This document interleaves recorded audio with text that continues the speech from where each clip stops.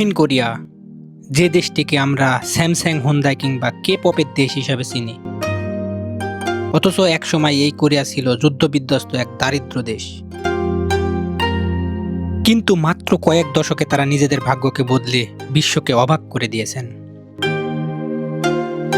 এখন একজন কোরিয়ান নাগরিকের গড় মাসিক আয় প্রায় ৩,০০০ মার্কিন ডলার, যা বাংলা টাকায় প্রায় ৩.৫ লক্ষ টাকা। তো এই কে পপের দেশে ৬০০ বছরের পুরানো একটি ভিলেজ দেখাতে নিয়ে যাব আজকে আপনাদের। ভিলেজটির নাম বুকসন হানক ভিলেজ। 안녕하세요. 안녕하세요. 안녕하세요. 선생님, 이 마을에 사실 때 가장 좋은 거 뭐예요? 보안관이라 여기 거주는 안 해요. 아, 살지는 않고 여기 그 관광객 많이 오시면 좀 주민들 불편하지 않으시게 좀 조용히 해달라고 부탁해요. 그래요? সকাল 10টার সময় দক্ষিণ কোরিয়ার ফুচন শহরের ইয়াংমুন থেকে আমার যাত্রা শুরু হলো। কোরিয়ার রাস্তাঘাট যেমন ঝকঝকে, তেমনি এখানকার ট্রাফিক সিস্টেমও দেখার মতো। শহর ছাড়িয়ে আমরা যত এগাচ্ছি, চারপাশের দৃশ্য ততই বদলে যাচ্ছে। মাঝখানে একটু বিরতি, গাড়িতে গ্যাস নেওয়ার জন্য।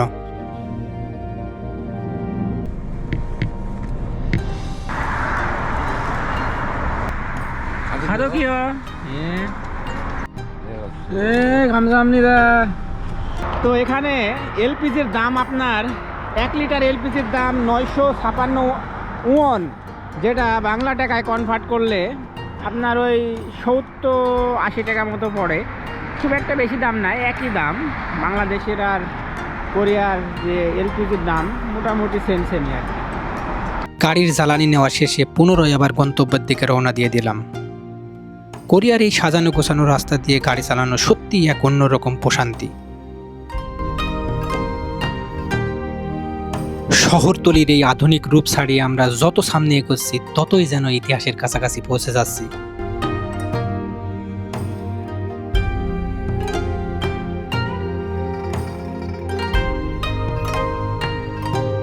তো ফাইনালি হানক ভিলেজে চলে আসছে। এই যে গাড়ি রাস্তার পাশে পার্কিং করছি।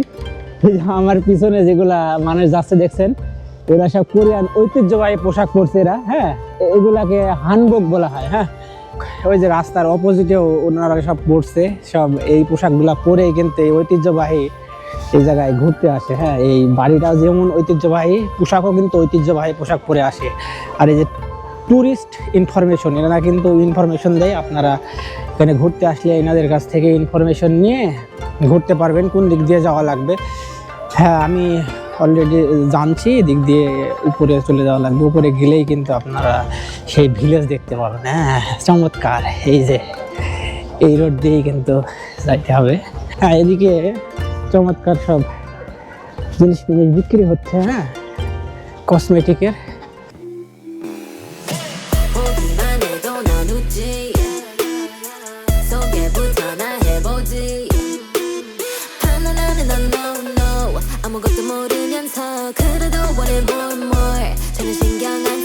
স্থাপত্যগুলা দেখুন, কি চমৎকার স্থাপত্য। এটি সর্বনাশ, মানে 600 বছর আগের পুরনো বাড়ি। এটা ভাবা যায়, মানে তখন কিন্তু আমাদের এখনকার মতো সিমেন্ট ছিল না, ইট ছিল না, অথচ সেই 600 বছর আগে কি চমৎকারভাবে তারা এই স্থাপত্যগুলো তৈরি করছে। আর কোরিয়ানরা তাদের এই ঐতিহ্যকে চমৎকারভাবে ধরে রাখছে। বিশাল ব্যাপার। কি বাড়ি রে ভাই, তিরিশে আবার গাড়ি চলে। এখানে যারা বসবাস করে মূলত তাদেরই গাড়ি, এগুলা সবই ফরেনার, বিভিন্ন দেশ থেকে আসছে এই ঐতিহ্যবাহী বাড়িগুলি দেখতে।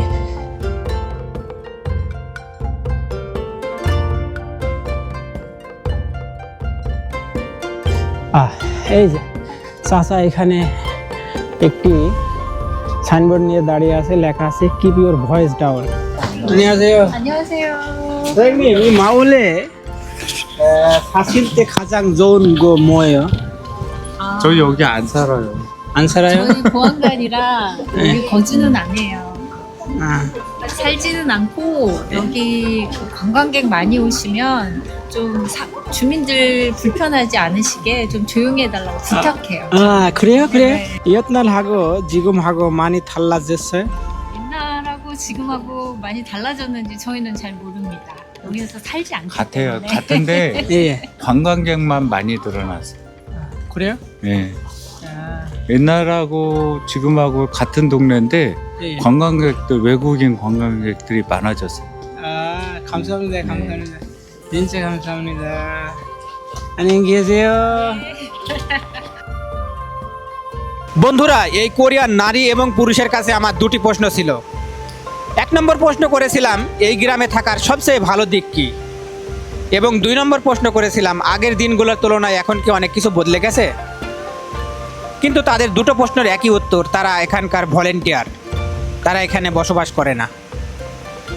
তবে পুরুষ মানুষটি উত্তর দিয়েছেন আগের তুলনায় এখানে ফরেনার অনেক বেশি, যার কারণে যেন এখানে বসবাস করা মানুষের কোনো ডিস্টার্ব না হয় সেজন্যই তারা এখানে ভলেন্টিয়ারের কাজ করেন। মানে আস্তে আস্তে কথা বলতে হবে, হ্যাঁ, বেশি জোরে কথা বলা যাবে না। এখানে যেহেতু মানুষজন বসবাস করে, প্রত্যেকটা বিল্ডিংয়ে মানুষজন আছে, যার কারণে এখানে আপনি জোরে কথা বলতে পারবেন না। জোরে কথা বললে তাদের ডিস্টার্ব হবে, যার কারণে কথা বলা যাবে না।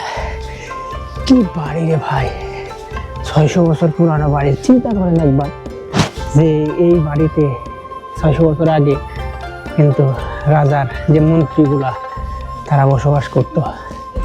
আজকের ব্যাপার আমি তো হতবাক, সত্যি হতবাক। তখন কোনো কলিং বেল ছিল না, কিন্তু এই যে এটার মাধ্যমে নাড়া দিয়ে মানুষকে ডাকা হতো। দরজাগুলো দেখুন কত চমৎকার।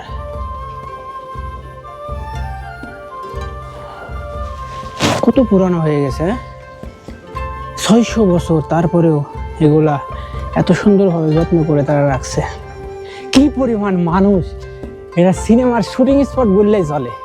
হ্যাঁ, সামনে পিছনে মানুষের অভাব নাই, প্রচুর মানুষ। বন্ধুরা, দক্ষিণ কোরিয়ার রাজধানী সিউলের গগনচুম্বী দালান আর আধুনিকতার ঠিক পাশেই এই বুকসন হানুক ভিলেজটা অবস্থিত। এটি একটি জীবন্ত মিউজিয়াম। এখন প্রশ্ন হতে পারে এই জায়গাটি এত জনপ্রিয়তা কেন? এর মূল কারণ হলো এর 600 বছরের পুরনো ইতিহাস। জোসিয়ন রাজবংশের সময় এই গ্রামটি ছিল রাজপরিবার এবং উচ্চ পদস্থ কর্মকর্তাদের আবাসস্থল। আজ কয়েক শতাব্দী পার হয়ে গেলেও কোরিয়ানরা তাদের এই ঐতিহ্যবাহী বাড়িগুলোকে পরম মমতায় টিকিয়ে রেখেছেন। প্রতিটা বাড়ি কিন্তু সব কাঠ দিয়ে তৈরি, হ্যাঁ, প্রতিটা কাঠ দিয়ে তৈরি। আর এই নিচ এরিগুলো কিন্তু সব পাথর, হ্যাঁ, চমৎকার। কাঠগুলা কি কাঠ রে ভাই, 600 বছরে কিছু হয়নি এখন পর্যন্ত, জবরই ব্যাপার।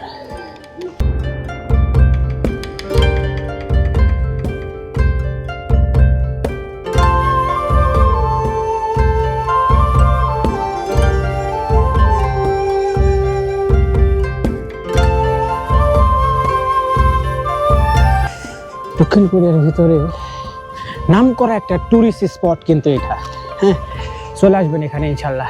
এই যে ক্যাফে আছে, এখানে চমৎকার ক্যাফেও আছে। যেহেতু রমজান মাস, যার কারণে আমি চাইলে কিছু খেয়ে আপনাদের দেখাতে পারতেছি না।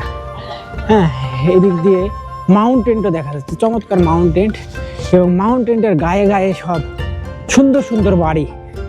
হ্যাঁ, এটাও একটা মানে দেখার মতো। এই যে প্রতিটা পিলারে এরকম ছবি দেওয়া আছে, সাইলেন্ট, মানে কোনো কথা বলা, কিপ ইউর ভয়েস ডাউন, মানে প্রত্যেক জায়গায় জায়গায় মোড়ে মোড়ে এটা দেওয়া আছে যেন মানুষ জোরে কথা না বলে। জোরে কথা বললে যেহেতু বাড়িতে লোকজন আছে, আর কোরিয়ানরা কিন্তু এই নীরবতাকেই পছন্দ করে, এটাই কিন্তু এদের সৌন্দর্য। হ্যাঁ, কোরিয়ানরা সব সময়, আপনি বাসে উঠবেন, ট্রেনে উঠবেন, যেখানেই ওঠেন, এদের যে সাইলেন্ট, নীরব থাকা, এটাই কিন্তু এদের সৌন্দর্য। হ্যাঁ,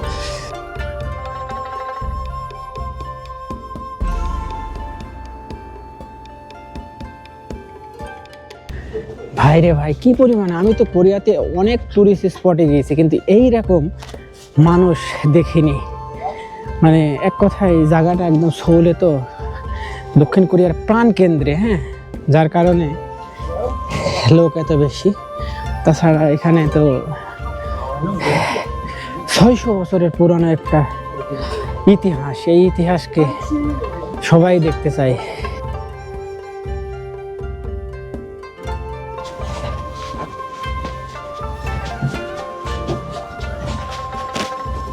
তো আজকের ভিডিওটা এখানে শেষ করব।